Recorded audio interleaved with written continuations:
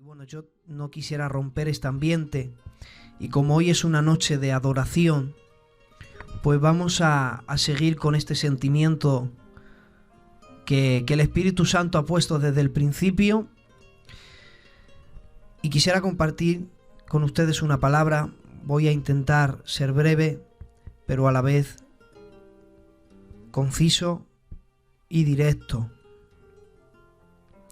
Todos aquellos que tengan Biblia y me quieran acompañar a la escritura. Éxodo capítulo 3 y el verso, vamos a estar leyendo desde el verso 1. Vamos a leer algunos textos, solamente vamos a predicar de uno.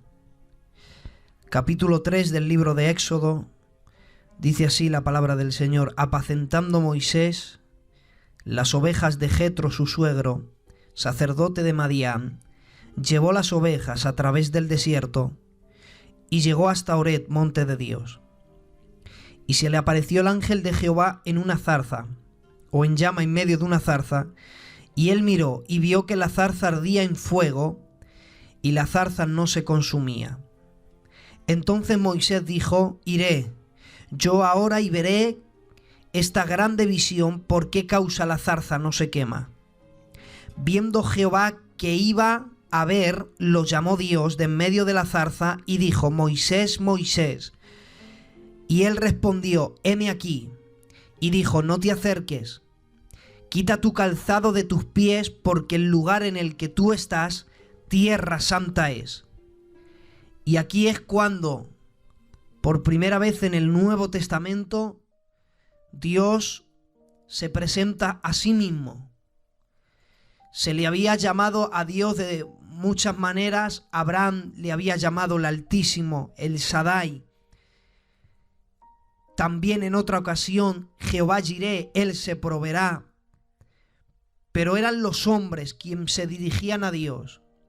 Ahora es Dios quien habla de sí mismo y le dice el por qué no tiene que acercarse. Y dijo: yo soy el Dios de tu padre, Dios de Abraham, de Isaac y de Jacob. Y termina el verso 6 diciendo: entonces Moisés cubrió su rostro porque tuvo miedo de mirar a Dios. Que Dios bendiga su santa palabra en nuestros corazones en esta noche. Ocurre algo en el desierto con un personaje que del Antiguo Testamento es uno de los personajes más prominentes que existe, con un llamado de Dios increíble. De hecho, el llamado que recibió Moisés fue único.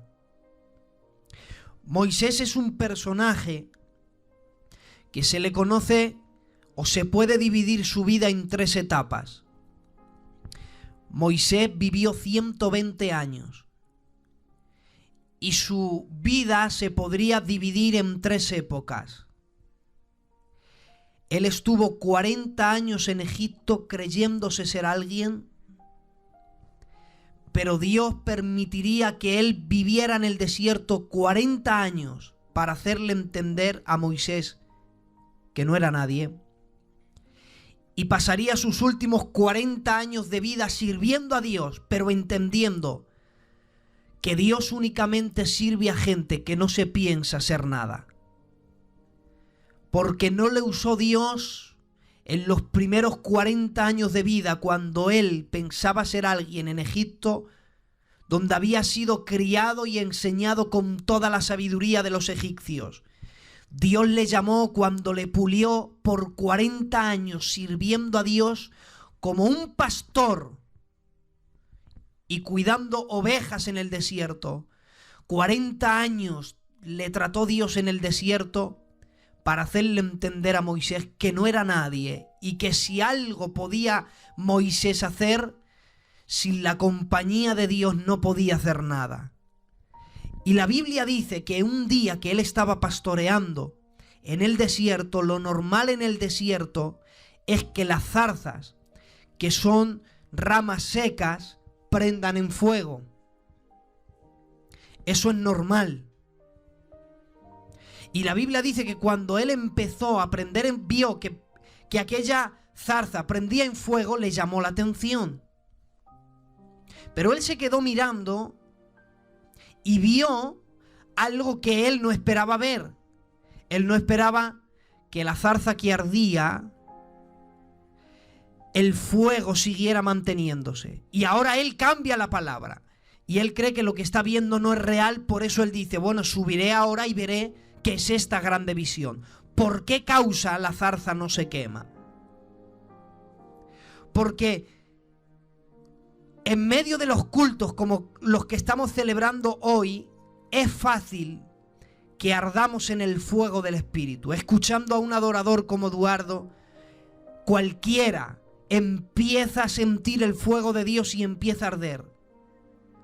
Pero la cuestión es que si hay algo que sacó a Moisés del desierto y le hizo subir al monte de Dios, no es que ardiera la zarza, es que esa zarza no se consumiera. Porque el éxito de una vida cristiana no está en arder en el fuego del Espíritu. El secreto de una vida cristiana es que el fuego que Dios ha encendido en tu vida no permitas que ese fuego se apague. Por eso el apóstol Pablo aconsejaba a Timoteo diciendo: aviva la llama del don que hay en ti. Y cuando vio Moisés que la zarza no se consumía, se acercó a ella. Y ahora aquí me llama la atención que Moisés es un hombre culto, un hombre de entendimiento, un hombre que ha venido de Egipto, criado con toda la sabiduría de una de las primeras potencias mundiales como era el Imperio Egipto. Había un Dios prácticamente para cada cosa. Moisés conocía de dioses, falsos, pero dioses. Y allí en Egipto, donde había un Dios para cada cosa, para la comida, un Dios del sol, un Dios de la noche, el Dios del inframundo, había un Dios para todo, y él conocía a cada Dios y cómo es que podía agradar. Pero ahora le va a ocurrir a Moisés algo que no espera, y es que dice la Biblia que en medio de aquella grande visión que él pensaba que estaba viendo, sale una voz de en medio de la llama diciéndole: Moisés, si te acercas a mí, más vale que te quites el calzado de tus pies. Moisés está acostumbrado a tratar con dioses, pero este tiene algo diferente. Este es el único Dios en su vida que va a hacer una presentación a sí mismo. Y es Dios quien le dice, si quieres saber, antes que Moisés le preguntara, desvélame quién es, Dios mismo le desveló diciendo: yo soy el Dios de Abraham, soy el Dios de Isaac, soy el Dios de Jacob. Es extraño, y ahora verán por qué. Cuando Moisés escuchó estos tres nombres, Moisés, que había tratado con un montón de dioses, ahora tiene que reconocer que tiene que cubrir su rostro, está atemorizado y lleno de miedo, porque Moisés reconoce que la voz que proviene de esa llama es la voz del único Dios verdadero. Y esto me llama la atención a mí. Y dirás, bueno, ¿y por qué, Eugenio? Muy sencillo. Porque si a mí me preguntan, Eugenio, quisiera conocer quién es Abraham, quiero saber cómo es su biografía, ¿qué libro me recomiendas para leer? Yo le digo, lee Génesis. En la Biblia hay un libro que se llama Génesis y ahí está la biografía de Abraham. Y yo voy al libro del Génesis, conozco a Abraham, conozco toda su vida, conozco cómo él vivió, conozco el Dios que trató con él. Si alguien me dice, Eugenio, yo quisiera saber quién es Isaac, yo digo, lee Génesis. Y yo voy al libro de Génesis y puedo conocer la biografía de Isaac y saber quién era y cómo Dios trató con él. Si a mí alguien me dice, Eugenio, quiero conocer la vida de Jacob, yo le digo, muy sencillo, vete al libro del Génesis. En el libro del Génesis está la vida del patriarca Jacob. Verás cómo él vivió, cómo tuvo un encuentro con Dios. Y la vida de Abraham, la vida de Isaac, y la vida de Jacob está escrito en un libro que se llama el libro del Génesis. Yo sé quién es Abraham, quién es Isaac y quién es Jacob, porque hay un libro en el mundo que registra su biografía, y ese es el único libro que existe. Se llama el libro del Génesis. Lo que me sorprende a mí es que cuando Moisés oye, yo soy el Dios de Abraham, de Isaac y de Jacob, ¿cómo supo Moisés a qué Dios se estaba refiriendo? Porque el libro del Génesis yo lo sé y lo puedo leer porque hubo alguien que lo escribió. ¿Sabes quién escribió el libro del Génesis? El libro del Génesis lo escribiría Moisés, inspirado por Dios, después de tener un encuentro con Dios. Entonces, yo sé quién es Abraham porque lo escribió Moisés después de conocer a Dios. Sé quién es Isaac porque lo escribió Moisés después de conocer a Dios. Sé quién es Jacob porque lo escribió Moisés después de conocer a Dios. Pero la pregunta es, en el día que Moisés tuvo un encuentro con Dios, no había escritos de quién era Abraham, de quién era Isaac y de quién era Jacob. No había internet para él consultar quién eran esos patriarcas. No existían libros ni tampoco manuscritos donde se reflejara la vida de estos hombres. Por lo tanto, lo único que podía saber Moisés de Abraham, de Isaac y de Jacob era lo que los judíos habían hablado, las historias que habían contado. Es decir, lo único que Moisés podía haber sabido de los patriarcas era un legado de una conducta que ellos habían tenido. No había escritos. Lo que habían eran cuentos pasados de generación en generación. Eran historias habladas, pero no historias leídas. ¿Y cómo es posible que después de tantos años Moisés todavía recordara quién es Abraham, quién fue Isaac y quién fue Jacob? ¿Sabes cuántos años pasaron desde la muerte de los patriarcas hasta el llamamiento de Moisés? Pasaron entre 500 y 600 años. Para que se hagan una idea, si de mí, de mi persona, se escribe la biografía de Eugenio González y se escribe un libro, 500 años después, si alguien lee la biografía de Eugenio, saben quién soy yo. Pero ahora pregunta, de aquí 500 años, si nadie escribe la biografía de mi vida, ¿alguien sabrá quién he sido yo? ¿Alguien sabrá a qué Dios he servido yo? Si alguien se entera que yo he servido a un Dios, ¿alguien sabe que ese Dios es el Dios verdadero?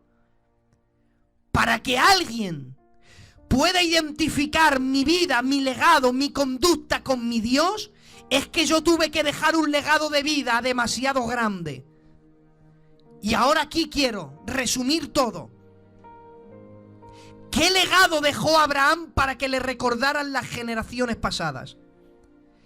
¿Qué legado dejó Isaac y qué legado dejó Jacob para que 500 años después la gente, con solo oír su nombre, asocien que detrás de su persona estaba el Dios verdadero?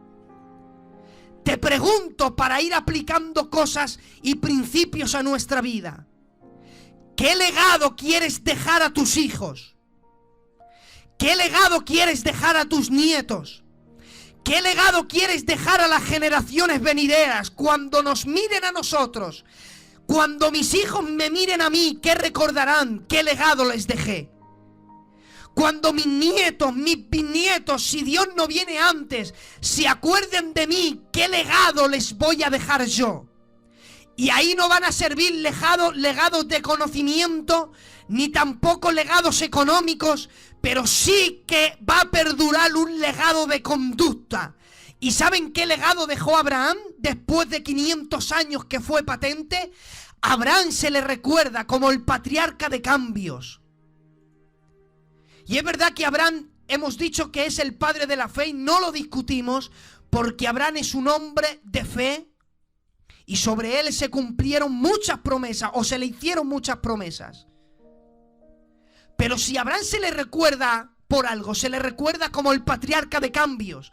Abraham, Dios le saca de su tierra y de su parentela, y empiezan los cambios. Le saca de su tierra, del lugar donde vivía, de entre su parentela, del entorno en el que él se movía y conocía. Cada vez que Dios quería hablar a Abraham, le movía de lugar. Él estaba en la tienda y le dice: Abraham, sal. Y una vez que se mueve de lugar, le dice: mira, alza tu mirada, ves las estrellas, así será tu descendencia. Cada vez que Dios quería hablar a este hombre, le movía de lugar. Todo en la vida de Abraham había cambiado. Había cambiado Dios su residencia, había cambiado Dios su lugar de mover, había cambiado Dios su entorno social, había cambiado Dios su forma de vida, había cambiado todo. Pero había algo que todavía Dios no le había cambiado. En el capítulo 15 todavía Dios no había cambiado a Abraham su nombre.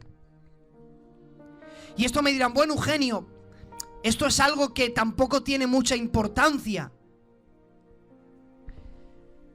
Presten 2 minutos atención, que van a ver qué importante es que Dios cambiara su nombre. Dios había cambiado a Abraham todo, pero el nombre todavía no se le había cambiado. ¿Saben lo que significa Abraham? Abraham significa padre bueno. Es decir, que cuando Taré tuvo un hijo, hablaría con su esposa, me imagino yo, y le dirían: ha nacido un niño, ¿cómo lo llamamos? Y ellos decidieron llamarle Abraham.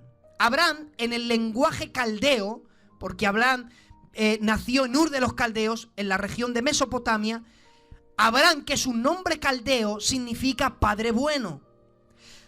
En nuestro lenguaje castellano, Abraham suena muy bonito, es un nombre bonito. Pero cuando decían Abraham en el lenguaje caldeo, estaban diciendo padre bueno. Y bueno, que se llame padre bueno tampoco era un nombre feo. Pero cuando este hombre va creciendo, tiene 20 años, 30, él conoce a una muchacha en su ciudad, entabla amistad con ella, empiezan el noviazgo, el casamiento. 75 años tiene Abraham. Ya tiene una esposa llamada Sarai. Y después de 75 años Abraham no tiene hijos. Y si yo me llamo padre bueno y tengo muchos hijos, está bien. Pero que me llamen padre bueno sin tener hijos es un poco doloroso. Porque cuando la gente me mencionara o me llamara y me dijera padre bueno, yo no sé si es que me están hablando a mí o están recordando mi dolor. Imaginaros, casualidades del destino. Me llaman padre bueno, tengo 75 años, estoy casado y todavía no tengo hijos. Eso era un dolor para él. Abraham deseaba que Dios le cambiara ese nombre que tanto dolor le causaba. Y Dios decide cambiarle el nombre. Abraham, voy a cambiarte el nombre que tanto dolor te ha causado. Y Abraham pensaría: bueno, da igual, el nombre que sea, pero que ya no me llamen padre bueno. Pero Dios le cambia el nombre por el de padre bueno y empiezan a llamarle: te llamarán de ahora en adelante Abraham, padre de multitudes. Me imagino a Abraham yendo donde Sara y diciéndole: Sara, se nos va a acabar el sufrimiento. Yo me he llamado padre bueno 75 años sin tener hijos, pero Dios me ha cambiado el nombre. Ya me llamo padre de multitudes. Eso es porque Dios me va a dar hijos. Pero 10 años después de esa palabra y de ese cambio, Abraham sigue sin hijos. 15 años después de esa palabra, Abraham sigue sin hijos. Otro, en la posición de Abraham, era para haberle dicho a Dios: ¿por qué te ríes de mi condición? Ya era un dolor llamarme padre bueno sin hijos. Más dolor es aún llamarme padre de multitudes sin hijos.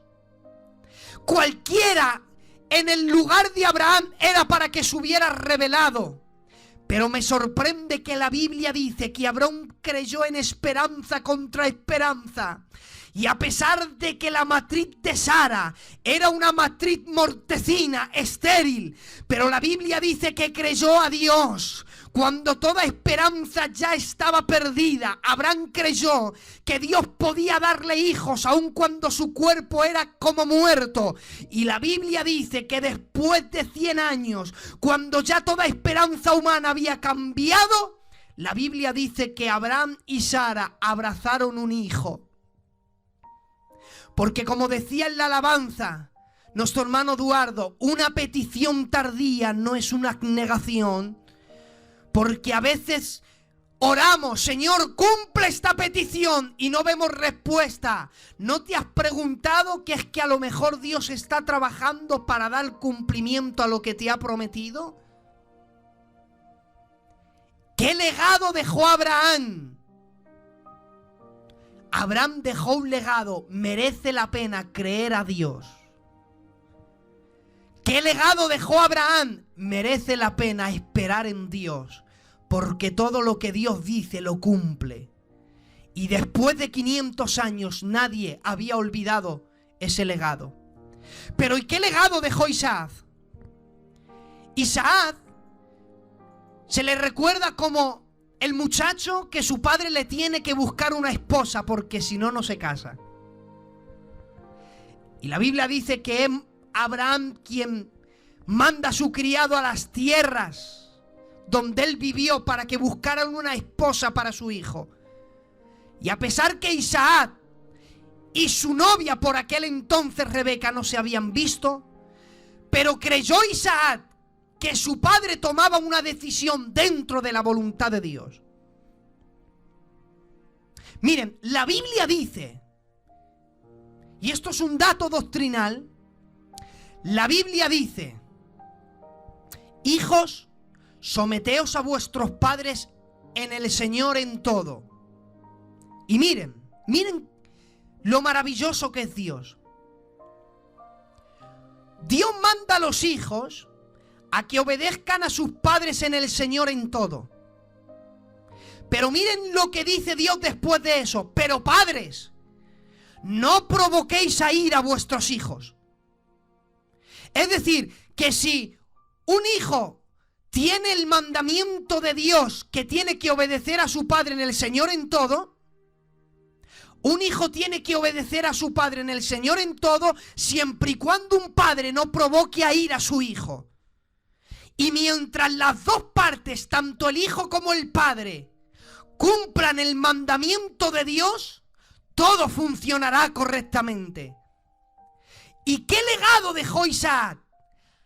Isaac dejó un legado para las generaciones venideras que merece la pena obedecer toda autoridad cuando esa autoridad viene de Dios. ¿Qué legado dejó Isaac? Obedezcan a vuestros padres en el Señor. Supo distinguir que la decisión que había tomado su padre era porque Dios actuaba y hablaba por medio de él. Después de 500 años, nadie había olvidado que Isaac fue alguien que se sometió a su padre en todo, porque su padre siempre fue útil en las manos de Dios. Pero la pregunta que más me sorprende a mí: ¿qué legado dejó Jacob para que Moisés, con solo mencionar su nombre, dice la Biblia, escondió Moisés su rostro y tuvo miedo de mirar a Dios? ¿Qué legado es el que Jacob dejó para que le recordaran 500 años después? Y esto a mí me llamó la atención. Y me llamó la atención por una sencilla razón. La razón es que hoy día, teniendo nosotros la Biblia, recordamos a Jacob por un suplantador, por un engañador, por alguien que no tenía escrúpulos, por alguien que es capaz de engañar a su hermano, de engañar a su padre. Y yo he sido el primero, como predicador, en criticar en mis inicios y decir, no seas como Jacob, que es muy malo. No seas como Jacob, que es un suplantador, un engañador, un mala sombra. Y yo, teniendo la Biblia y la biografía de Jacob en mis manos, taché a Jacob como todo lo peor. Pero ¿cómo le recordaba a Moisés sin tener un escrito? ¿Qué legado dejó Jacob para que 500 años después, con solo mencionar el nombre suyo, la Biblia dice que Moisés cubrió su rostro porque tuvo miedo de mirar a Dios? ¿Qué legado dejó Jacob? Con el legado de Jacob quiero terminar. Miren, no hay tiempo para hablar de la biografía de Jacob, pero creo que ha pasado a la historia con un papel que no le corresponde.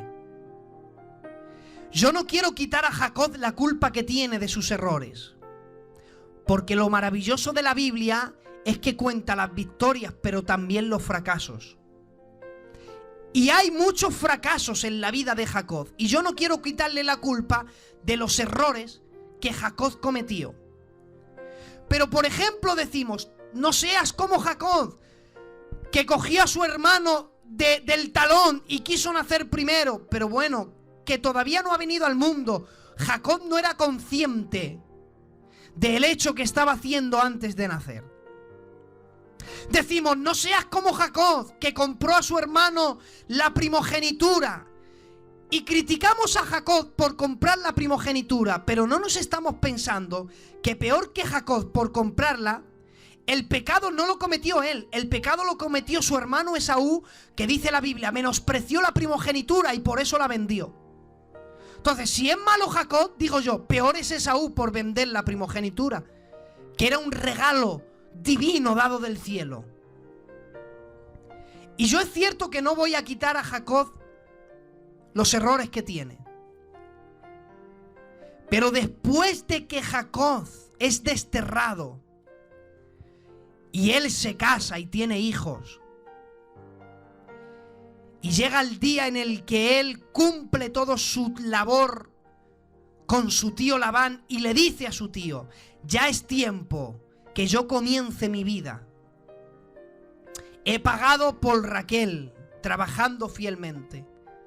Ya tengo hijos, tengo ganado, tengo riquezas, lo tengo todo para comenzar mi vida. Dice la Biblia, se marchó Jacob de la tierra de su tío Labán, con su mujer, sus hijos, su ganado y todo lo que tenía. Y dice la Biblia que dejó a todo lo que él tenía abajo en un valle y él subió una montaña. Y nos ubicamos en el capítulo 32 del Génesis, donde la Biblia describe la gran escena ligada a Jacob. Todos recordarán cuando Jacob luchó con el ángel en Peniel hasta que rayó el alba. Y es muy famosa aquella escritura. No se puede desligar a Jacob con la lucha que tuvo en Peniel con el ángel. Toda la noche peleando. Yo no sé lo que duraría, 7, 8 horas. Pero cuando va a amanecer, el ángel de Jehová le dice, déjame ya que viene el alba. Y Jacob le dice, no te dejaré si no me bendices. Y tanto insistía que aquí aparece el legado de Jacob, que dejó a las generaciones que iban a venir después de él. Génesis capítulo 32, verso 28.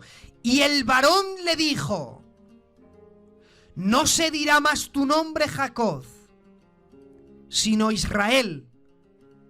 El motivo, que rompió mis esquemas por meses. Te vas a llamar Israel porque has luchado con Dios y los hombres y los has vencido.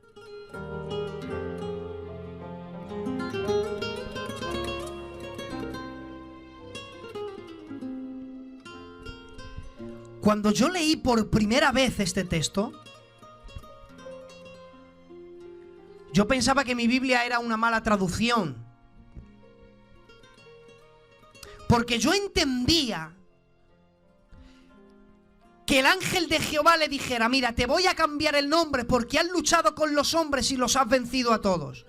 Yo entiendo eso. O sea, mi mente procesaba que Jacob luchara con los hombres y que fuera un vencedor. Y eso yo lo entendía. Yo no tenía problemas con eso. Lo que a mí me causaba problemas era que el ángel le había dicho: te voy a cambiar el nombre porque has luchado con Dios y el resultado es que también lo has vencido. Eso ya me causaba a mí un problema muy serio. Pero que nadie se vaya, que nadie se desconecte,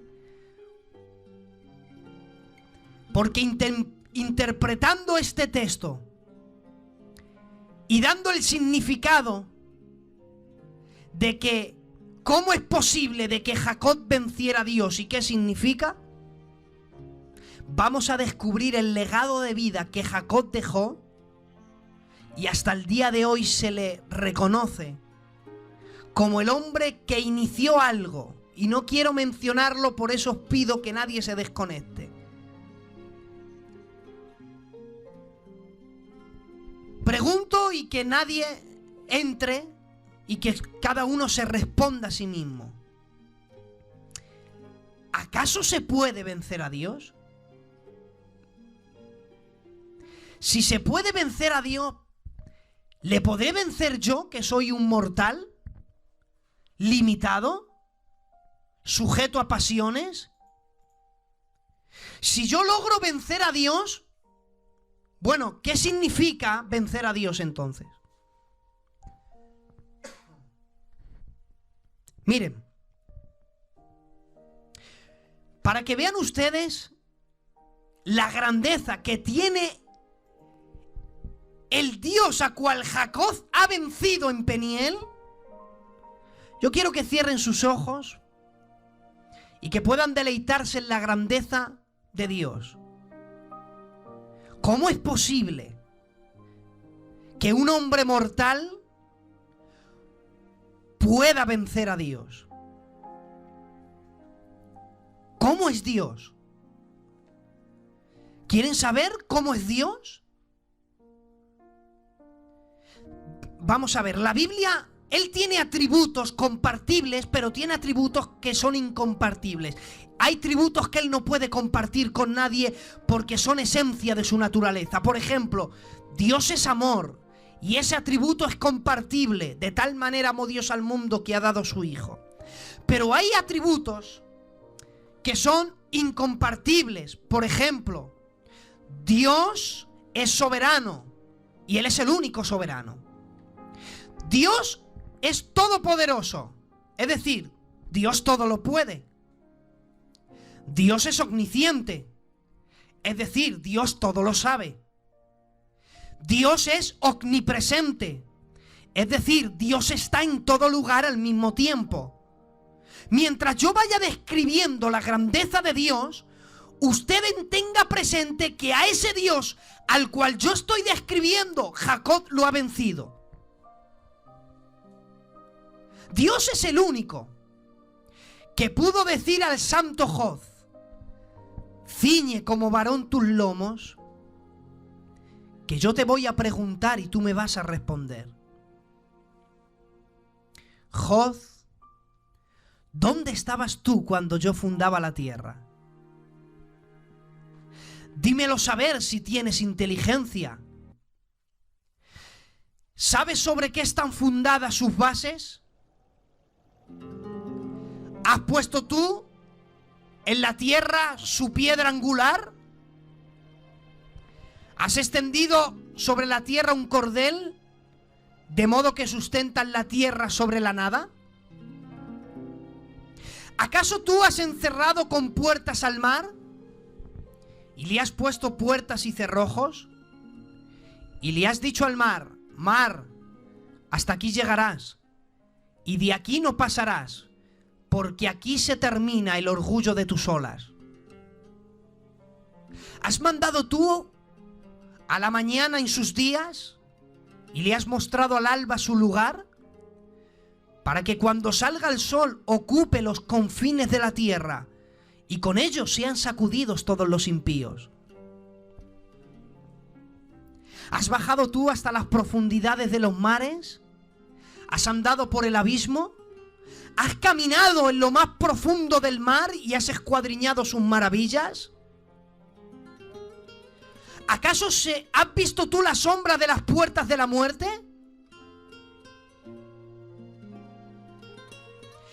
¿Conoces tú el tesoro de la nieve? ¿Acaso conoces la grandeza del rocío? Y también del granizo que tengo yo preparado para el día malo, el día de la batalla y de la guerra. Le dice Dios a Job: ¿has sacado tú las constelaciones de los cielos a su tiempo? ¿Guiarás tú a la osa mayor con sus hijos? ¿Atarás las ligaduras de las Pleiades? ¿Desatarás tú las ligaduras del Orión? ¿Has entrado tú dentro de las cuevas de los leones? ¿Los has acariciado y has alimentado a sus cachorros cuando me piden a mí y viven errantes por falta de alimento? ¿Has subido a la peña más alta y has enseñado al gavilán su vuelo? ¿Le has dado al águila la hermosa vista que tiene? ¿Has alimentado a sus polluelos cuando me claman a mí y me piden a mí alimento desde las alturas? ¿Acaso has dado tú conducto al turbión? ¿Has enseñado acaso tú a la luz el camino que tiene que tomar? ¿Sabes tú dónde está el lugar de las tinieblas? ¿Has puesto a la tierra por faja oscuridad? ¿Acaso has vestido tú al pavo real con sus hermosas alas? ¿O al avestruz le has dado tú las hermosas alas que tienen? Y le dice Dios a Job: mira, Job, te voy a hablar del avestruz que yo he creado. ¿Sabes que yo le he creado, pero que le privé de inteligencia y no le di sabiduría? Porque él, cuando tiene hijos, a la mañana siguiente se olvida que los ha tenido. Por eso, olvidándose que ha sido madre, puede volver y pisotear a sus hijos. Dice: pero aunque le privé de inteligencia y no le di sabiduría, en medio de la batalla se levanta y se ríe del jinete y del caballo. Y le dice Dios a Job: Job, hablando del caballo, ¿has vestido tú su cuello con crines ondulantes? Te voy a desvelar algo del caballo. Sabes que la fuerza del caballo las he encerrado yo en sus lomos, porque pisotea la tierra con fuerza. Él no tiene miedo a nada. Él no vuelve su rostro ante la espada. Su oído es tan sensible que oye la voz del clarinete y la trompeta a grande distancia. El olfato suyo es tan sensible que huele la batalla cuando viene de camino. Le sigue diciendo Dios a Job: ¿acaso tú has dado al hombre inteligencia o has puesto en el espíritu del hombre sabiduría? Y Dios, después de empezar a hablarle 140 preguntas, Dios le habla de un ser monstruoso al cual todos los seres humanos tienen miedo.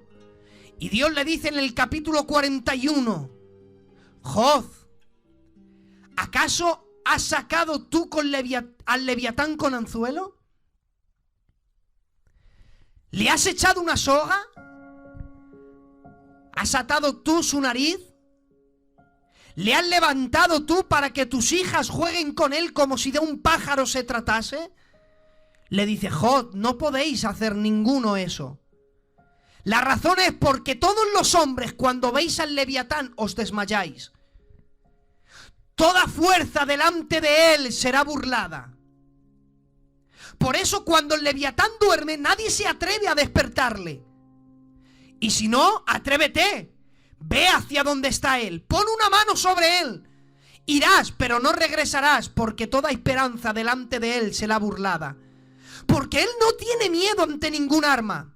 Ni espada, ni lanza, ni flecha le hará huir. todas las armas las estima como nada. Las estima como nada porque la piel es tan dura que las partes más blandas de su cuerpo están endurecidas. Yo le he hecho tan duro que su corazón es como una roca. Las escamas de su piel las pegé tan estrechamente entre sí que el viento no puede pasar entre ellos. Por eso es que Dios le dice: ¿quién podrá estar delante de mí? ¿Quién podrá mantenerse en pie delante de mi presencia? Recuerden que a este Dios tan glorioso Jacob lo ha vencido. ¿Cómo es posible, mis amados? Le dice Dios: mira, voy a seguir hablándote del Leviatán. ¿Sabes que cuando yo le creé sexto de temor?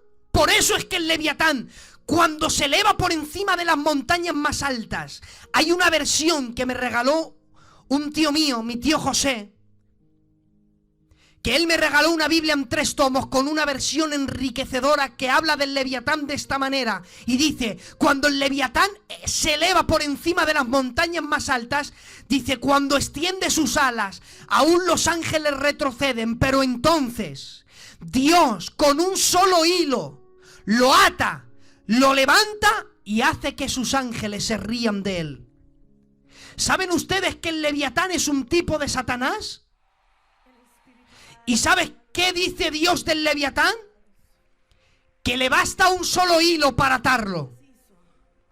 Un hilo para atarlo, levantarlo y hacer que los ángeles del cielo se rían de él. Quiero darte una palabra y quiero que la recibas. Al Dios a quien sirves es tan glorioso que le basta a Dios un solo hilo para atar a Satanás, levantarlo y hacer que la iglesia suya se ría de él. Por eso la Biblia se quiere presentar el diablo a nuestras vidas como un león.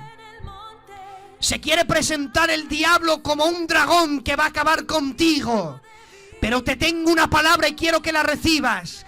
Da igual cómo el diablo quiera presentarse a su vida, a su matrimonio, a su hogar. Quizá viene como león, quizá viene como dragón, pero te tengo una noticia: con un solo hilo, mi Dios es capaz de atarlo por 1000 años y hacer que cualquiera de sus hijos se ría de él.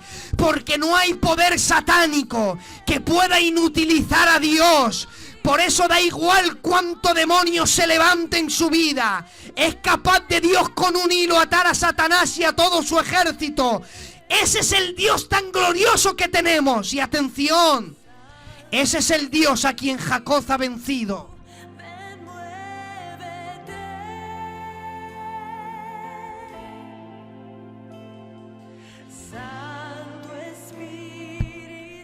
¿Cómo es posible que Jacob venciera a un Dios con tantísima gloria? ¿Qué significa? Todavía me van a tener que aguantar 5 minutos porque yo quiero seguir hablando de la grandeza de mi Dios. Dios es tan grande que le dijo a Isaías: Isaías, ¿qué quiere mi pueblo? ¿Hacerme a mí? ¿Me quiere agradar con un holocausto? Dile a mi pueblo que no hay animales en el mundo para hacerme un holocausto que me pueda agradar. Así de grande es Dios. Dile a mi pueblo que me quiere agradar a mí con un fuego. Pues dile que aunque quemara toda la madera del mundo, un fuego no sería suficiente para que yo quedara satisfecho por el fuego que han hecho. Dile a mi pueblo Isaías que qué imagen me van a hacer a mí. Que a mí, ¿a qué me van a comparar? Dile a mi pueblo que soy tan grande que me siento en el círculo de la tierra.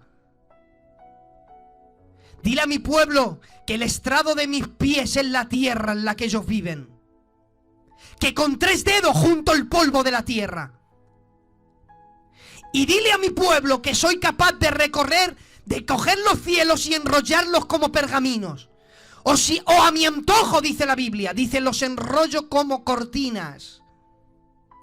Dile a mi pueblo que saco todas las estrellas de los cielos. Dile a mi pueblo que a cada una de ellas las llamo por sus nombres.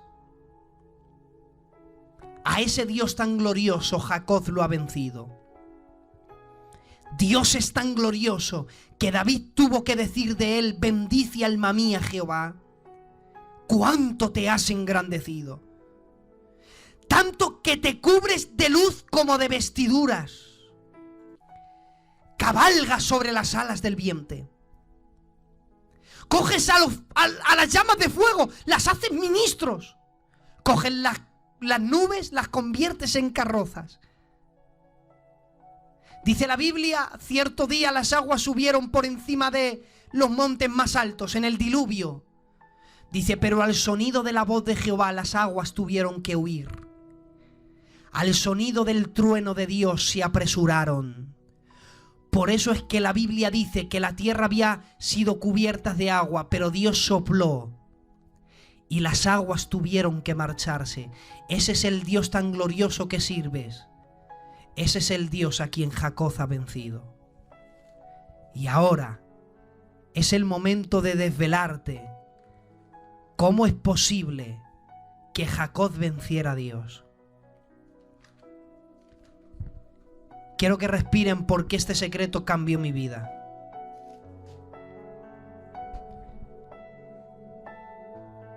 Todas las respuestas están en la Biblia y después de buscarla con insistencia lo encontré. Dice Oseas capítulo 12. Y adoramos a Dios un minuto.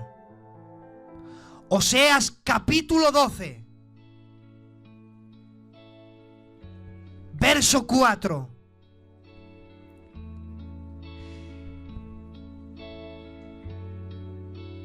Venció al ángel y prevaleció. ¿Quieren saber cuál es el secreto para vencer a Dios? Oseas capítulo 12, verso 4. Venció al ángel y prevaleció. El secreto es este. Dice, lloró y le rogó en Betel. Y allí Dios habló con todos nosotros. Entrego lo que soy, es el lugar de mi seguridad.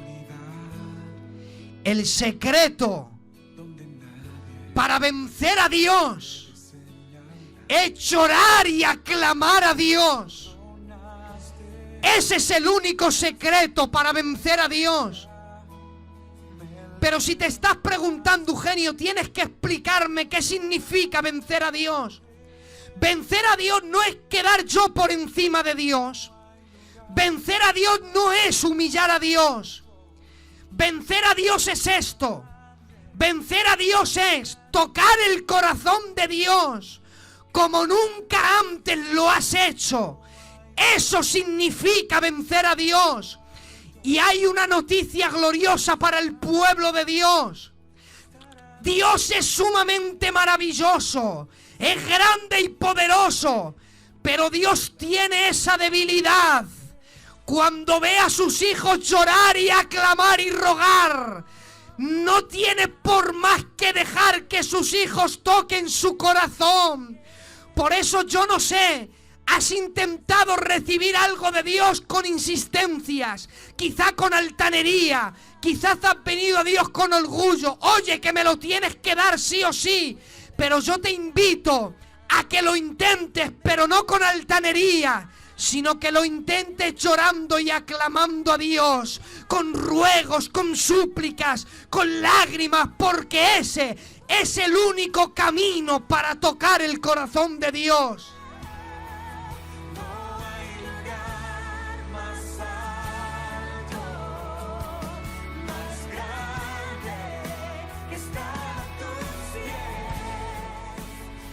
¿Y saben ustedes cómo el Nuevo Testamento llama a los hombres que son capaces de vencer a Dios? Dice Juan capítulo 4, verso 24. Dios es espíritu y los que le adoran tienen que hacerlo en espíritu y en verdad. Los hombres y mujeres que son capaces de vencer a Dios Son hombres y mujeres que son capaces de convertirse en adoradores. Vencer a Dios no es humillarlo. Vencer a Dios no es quedar por encima de Él. Vencer a Dios es convertirte en un adorador.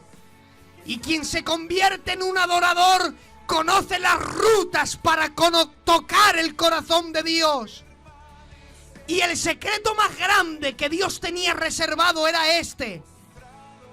Porque me impacta lo que Jesús hace a Nicodemo, que es el religioso, que puede saber mucho de Dios, le dice: tú tienes que nacer de nuevo. Pero a la mujer que tiene 5 maridos y el que tenía no era su marido, le dice: si quieres cambiar tu vida y tu ciudad, tienes que conocer el secreto más grande para tocar el corazón de Dios. Conviértete en un adorador. Por eso, el legado que dejó Jacob fue este: un legado de adoración. Jacob se convirtió en un adorador. Por eso digo que esta noche, la noche de adoración, ya es tiempo que te conviertas en el legado que mejor puedes dejar a las generaciones venideras. Y es un legado de ser un adorador. Yo quiero que mis hijos, cuando entren en mi habitación, me vean llorando, adorando a Dios. Que digan: yo no sé, pero mi padre, cada vez que algo ocurría, recurría a Dios como su ayuda y su favor. ¿Sabes? El legado mayor que puedes dejar a tus hijos, a tus nietos, a los que vengan, a los que te rodean, es convertirte en un adorador. Es el regalo más grande que tú puedes dejar. Porque cuando conviertas tu forma de vida en un legado, los que vienen detrás de ti no necesitarán nada más que imitar tu conducta. Nos podrán faltar de todo, pero si dejas un legado de adoración, te prometo que no faltará nunca jamás la bendición de Dios en tu hogar. Yo en medio de todo esto paro, porque créeme que hay un ambiente aquí en mi cuarto ahora mismo que yo seguiría, pero no quiero estropear más. Y si está por ahí mi hermano Eduardo, por favor, la primera alabanza que ha cantado ha roto mi corazón. Por eso, Edu, por favor, compañero, ya que hoy nos han invitado, vamos a cerrar con este broche de oro. La primera alabanza que has cantado ha sido impresionante. Te invito a que cojas los micros. Lo hago con esta libertad que los hermanos me han brindado. Por favor, toma los micrófonos. Cierra este culto, por lo menos esta administración, con una alabanza. Y ahora es el momento de adorar a Dios, por favor. Eduardo, adelante.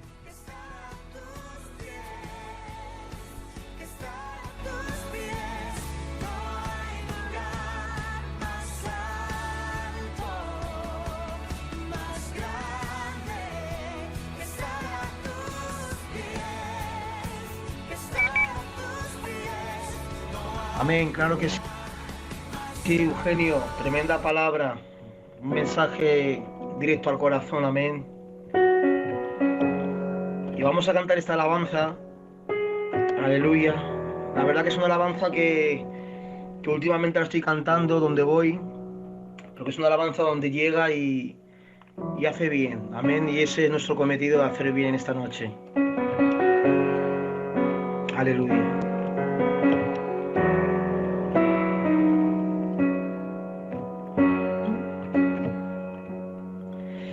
No hay nada más,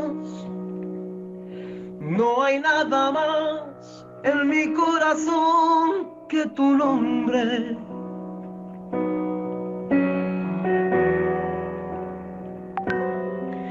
No hay nada más, no hay nada más en mi corazón que tu nombre.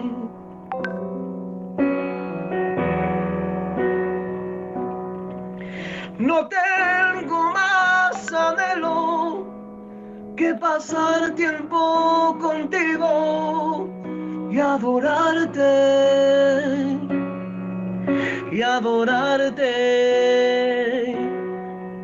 No tengo más anhelo que pasar tiempo contigo y adorarte, y adorarte, Hijo de David. No pases de largo, ten piedad de mí. Sé que tengo errores, perdóname. No tengo más anhelo que pasar tiempo contigo y adorarte, y adorarte. No hay nada más, no hay nada más en mi corazón que tu nombre, Señor. No hay nada más, no hay nada más en mi corazón que tu nombre.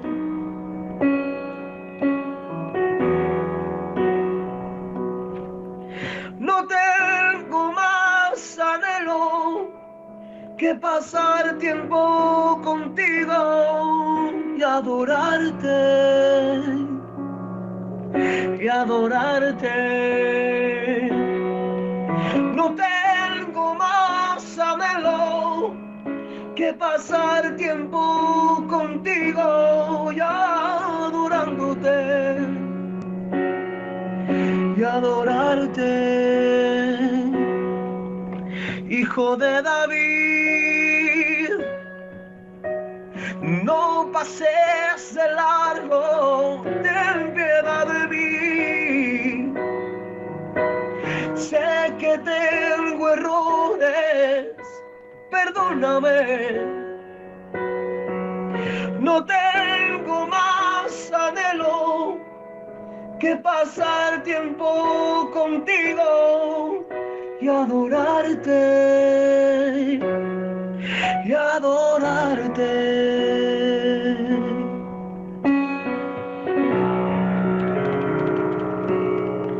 Que el Señor se bendiga en esa noche a todos. Amén. Bendiciones.